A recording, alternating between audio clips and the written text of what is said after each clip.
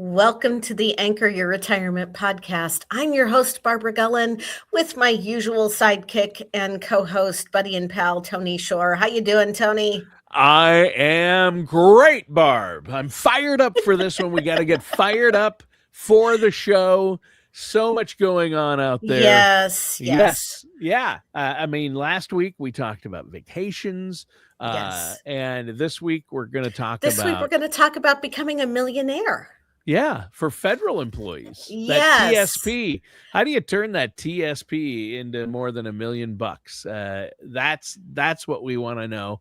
We're going to talk a little bit about what's going on there. But Barb, first, how have you been? You've got a lot going on in your life, I know. We do. You know, life is good. It's better than I deserve, to coin a phrase from another radio host that I really, I would argue with him if I was ever face to face with him. But, even when it seems like life is throwing stuff at you, I have always taught my kids there is a pony in the pile of manure. It's your job to find it. There's a pony in the pile. I love that. I've never heard that one, actually.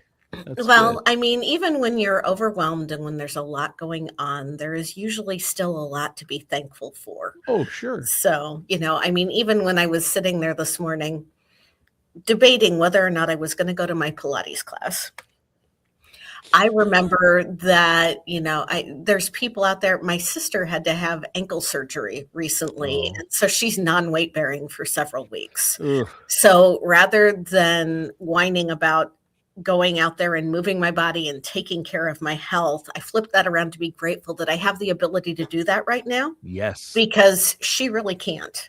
Yeah, and we won't always have the ability. No, and thankfully her situation is temporary. Yeah. And that's when I remind myself that I'm doing things now so that the me 20 years from now will still have a good quality of life. Yeah. That's what it's all about. I think that's fantastic. I lost the battle with whether or not to go to Pilates. But I lost it a long time ago when I thought, should I do Pilates? No. It was a pretty quick decision. That was the best 2 seconds of my life, Barb. Should I do Pilates? Should I do yoga or Pilates? No. But exercise is important, and I have been getting outside more. I just went for a nice long walk last night with the dog. It was beautiful out. Good for you, because health comes in all different shapes and sizes. It does. We talk a lot about your financial health here on the show, but if you don't have physical health and good mental health and emotional health, the financial health doesn't seem anywhere near as important. Because yes, we need money to live in this society. Never gonna debate that with you. But the money doesn't mean anything if you aren't in a place where you can enjoy using it. Oh, yeah. It doesn't. And they tie into health and finance, definitely tied into each other. And that's not what we're talking about today, but that's a great point. And it came up because you won the battle over, Yes. Got to do it while we can. Got out of bed, went and did the exercise, moved my body, and then came home and got cleaned up and dressed up and showed up here. Wow. So I'm proud of you, Barb, for doing that. It does, a lot of people don't win that battle, but the lesson you gave there was gratitude. Be grateful we have the ability. And I'll tell you what, gratitude for what we have. That's what you were talking about earlier, the pony in the pile. You've got to be grateful for what there is there and see the good in it. And that is a life changer. Gratitude is one of the things that I think people often overlook. And it is something, certain people are just born, they have more gratitude, or they're grateful people, or they have empathy. It can be learned. It can be. You can teach yourself to be grateful, and you can become grateful. And the more grateful you are, the more empathy you have, the better your life will be, I believe. Yes. And, gratitude is free. Free. Doesn't cost you a thing. Absolutely free. Doesn't cost as is kindness. So, yes. But let's talk about becoming a TSP millionaire. TSP. Now, the TSP, that's the Federal Thrift Savings Plan. Which is basically, if you're a federal employee, Your That version of a is 401k. That's your version of a 401k. Now, do people in the military have TSPs? They do have thrift savings plans. The They do have rules are a thrift little savings. bit different. They don't get the same matching funds as the Ah, civilian employees do. sure, sure. Um, However, that doesn't mean if you're a member of the military that you should not contribute to the TSP. Oh, yeah, you wanna contribute to your retirement account, that's You for sure. absolutely do, because even though you may have the intention of being career military, if you don't serve for 20 years and a serious injury can derail that, Yep.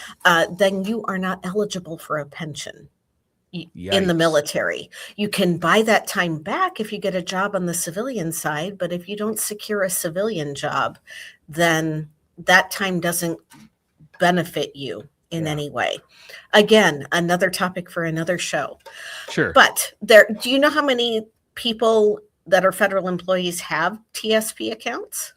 I do not. There are roughly 7.3 million thrift savings plans currently. Wow. Mhm. Wow. Do you know how many of those are millionaires? Of the 7.3 million TSP Mhm, accounts out there mhm. for federal Yes. employees, how many of them have $1 million or more in there? Roughly 25%? no. Divide that by 10. It's about 2.5%. Oh, okay, okay. So, as of April I was 1st, being hopeful. you were. It's important to remember that federal employees make about 24% less on average than Yeah, their private sector so it's harder counterparts. to build that up. It is, but there's roughly 185,000 people as of the beginning of April that are those qualified TSP millionaires. Wow. Interestingly, that number is down about 10% from the quarter before, and I know you wanna blame Doge, but it's I not. do I do wanna I blame know you Doge do. for I know laying you do. off all those, government employees You and know, all the firings, but that's not what caused this. no, I what caused that reduction is twofold. Number one, there were some people that retired, and once you retire, you're going to want to roll your TSP over into a self directed IRA with a fiduciary advisor that understands how your federal benefits work. Because you want to keep control of that. You want to drive the bus. It helps to have somebody help you know where you're driving, or to, in my case, when you hire a fiduciary advisor, I give you the lay of the road. I get behind the wheel for you and you tell me where we're going. And it's my job to help you get there. Right. So there's a visual picture of what a fiduciary financial advisor does. Sure. I think that's and I know you've helped us. You've specialized in the federal employee area too, so I have worked with these federal. TSPs in and out, and you've worked with some people that probably have quite a bit saved up, I and some I that don't. I have. Our firm has been working with federal employees for over 15 years at this point, but both of my parents were also federal employees. So when I say that I grew up around it, I'm really not exaggerating.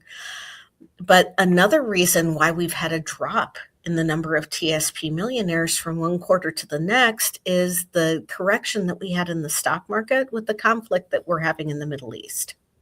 Okay. So Okay. that's really affected things It for has people putting away in their TSP. well, and fluctuations in the account values in the TSP Yeah. as well. Some people are participating in the mutual fund window. You can do that if you have over $40,000 in your TSP, but again, not for the faint of heart and not something that you want to do without advice and somebody who understands how everything is moving around and working. Through the mutual fund window, you've got roughly 5,000 other options outside of the core funds G, F, C, S, and I. Alphabet soup once Alphabet again. soup, yes. But if you move into the mutual fund window, they are not offering investment advice. They are not offering guidance. You are just paying them a fee to have the availability to invest up to 25% of your TSP in those additional mutual funds. One of the attractive things about the TSP is its low fee structure. And when you move into the mutual fund window, you are foregoing that low fee structure. You have to pay an annual maintenance fee. You have to pay trading fees. There's an additional annual fee also associated with it. And you also have to pay the load or the cost of investing in those other mutual funds. Yeah. Yeah, and it's inflation, the price of oil. You mentioned the Iran thing. It sounds from what you're saying, Barb, like this is a double whammy or a double squeeze, as they're calling it: market volatility and persistent inflation, the rising cost of things, right? Yes. And again, if you want to become a TSP millionaire, if you are in there and micromanaging and moving your stuff around all the time, you are probably causing more harm than doing good. Sure. I But will even tell if you, you're not, like you say, the core funds so far this year, the core funds like CNS have really faced a lot of declines, haven't they? well, there's definitely been phases of corrections. I'm Yeah. not going to tell you that that hasn't happened. Sure. Sure. So, we've got that going on, Yep. but we also have to remember that, when you're trying to get in there and figure all of this out, that you are creating problems for yourself. Over actually year to date, when we're recording this, the C fund is up over 5%. The I fund, which is usually international fund, it has done well the last couple of years. It has not done, but doesn't do as well over the test of time. It's got twice the risk of the C fund. The C fund emulates the S&P 500. Sure. The I fund has twice the risk, and over its lifetime has about half the rate of return, maybe a little bit better than that. Interesting. Well, international stocks have performed well for the last 2 to 2.5 years. Yeah, last year, Anyway, that was the place to be. It was the place to be. But if you look at a chart of which sector of the market is the top performer for the year, and they color code them, you're going to see that chart looks like a kindergartner just decided to splatter colors everywhere. We never know which sector of the market is going to perform the best. Right. Nobody has a crystal ball. No, because I mean, even you, Barb, you don't have a crystal ball? It's cracked. You've done quite well over the years. I always assume you had one of those. Yeah, no, but I mean, if you go back and look at 2022, do you know what the best performing sector was in 2022? Oh, the year that everything was down, both stocks and bonds. I forget what the sector was. Cash.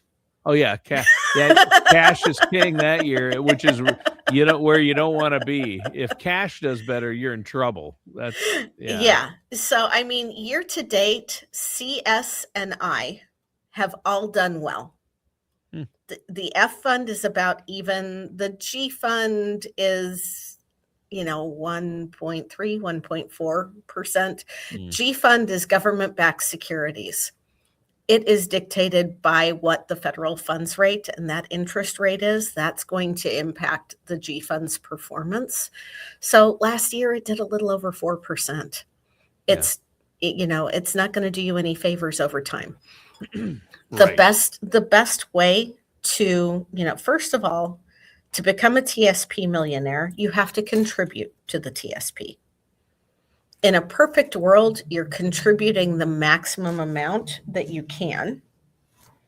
And if not, you at least want to be contributing 5% to your TSP, because that way you are getting your full agency match as well as the government's 1% contribution.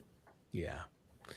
Yeah, that makes sense. And everybody's situation is different. So I don't want our listeners and viewers beat yourself out there up if you can't do.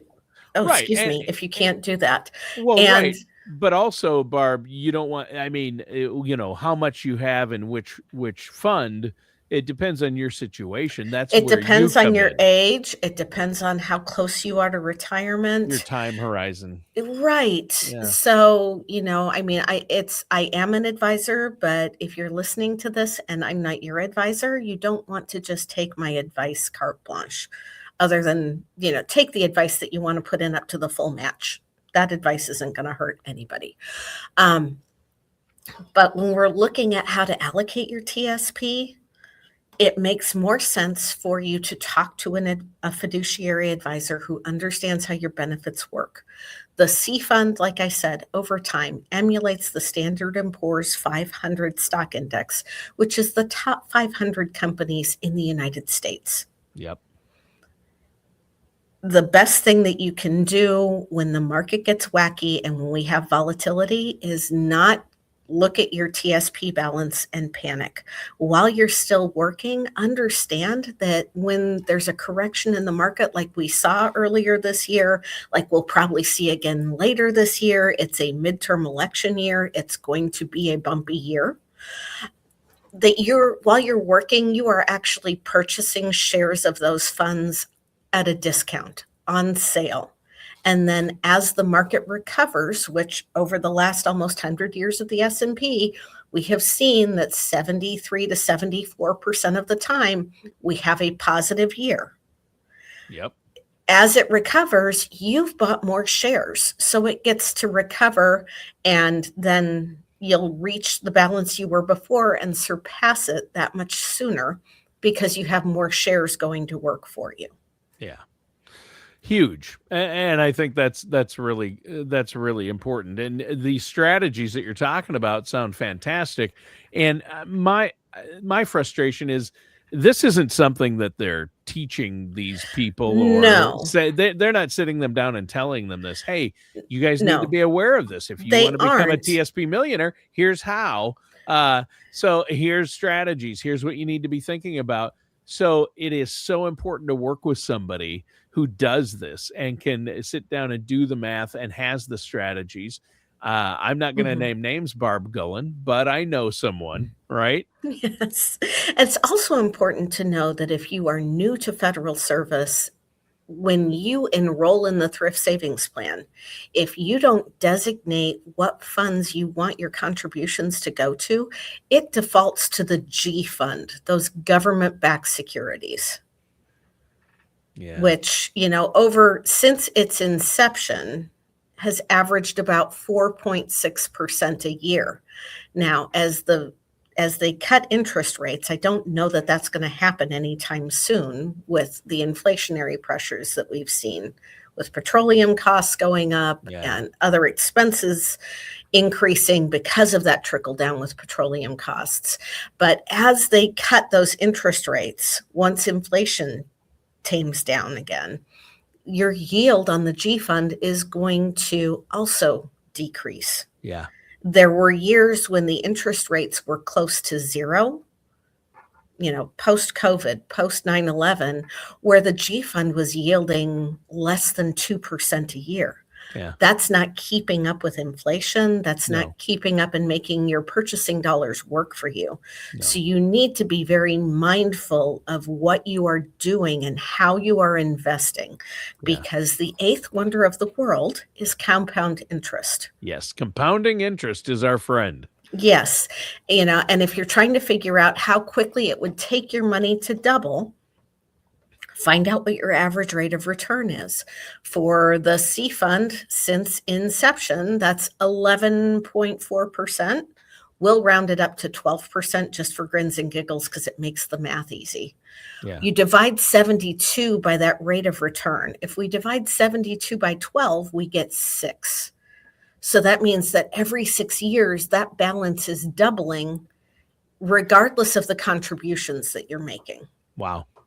So with a return of 11.4, it's a little bit more than 6 years that it Yeah. doubles. Sure. But, it is the hardest thing to do when you're talking about your own money is to take the emotion out of it. Yeah. It's one of those things that you have to trust the process. It's like mixing up ingredients for a cake. You have to trust that it's going to taste okay. And you know that you can't eat it until it's been in the oven and been in the oven long enough to cook all the way through. Right. So what we're talking about is cooking your TSP.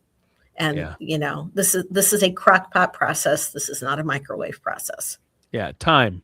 Yes. It's not timing the market or timing your TSP. It's time in the market. Time in. And the numbers you were talking about, Barb, obviously we have the past, Yes. And I'm quoting numbers off of the TSP website. Those get updated regularly. I'm not just pulling out random numbers. It's not indicative of, future market results. It but, isn't. With the market and anything that's market based like these, portfolios, we have 100 years. We can look at the market. We have history. So that's what those numbers are based on. And so it is good to look at those and have and you can base a strategy on that. And at least it's a starting point.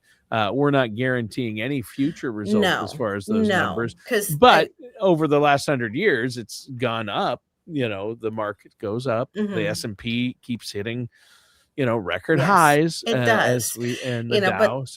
And Thrift Savings Plan was established in 1987. So it's barely been around, it's not even been around for 40 years at this point. Yeah. But it has been around for almost 40 years. Yes. Now, interestingly, when the TSP was introduced, the G fund was your only option. However, back then, the yield on that was close to 9%. So it's a pretty good deal. Yeah, even up into double digits at some point. So that's it makes a big difference. Yeah. Well, this is great, but to get a strategy in place and to make sure you're doing the right thing, if you're a federal employee or have a TSP, how can those people get a hold of you to set up a consultation to learn more? Yes, they can always go to our website, which is BG Wealth Advisory or bgwealthmanagement.com. Both of those URLs will get you to the same website. Awesome. I decided to do that so it's not confusing for people. And you can always call us at area code 913-553-6222. A member of our team will visit with you. We'll get you on the calendar to visit with myself. And, like I said, we've been working with federal employees for over 15 years at this point. I saw my dad get the wrong advice and made decisions that ultimately ended up costing him a lot of money. If you want to know my dad's story, go to your favorite streaming platform and go way back to our first show. I tell my dad's story there about what happened. It's a good one. I mean, it's good to see. I encourage our viewers to do that. Well, Barb, again, a lot of great information packed into today's show. I want to encourage our listeners and viewers out there to reach out. 913-553-6222 is the number, or go to bgwealthmanagement.com. Yes, please. It's an honor for us to be able to help you. Excellent. Great show today, Barb. Thanks, Tony. Listeners and viewers, thanks for tuning in. That does it for today's episode of Anchor Your Retirement with our host, Barb.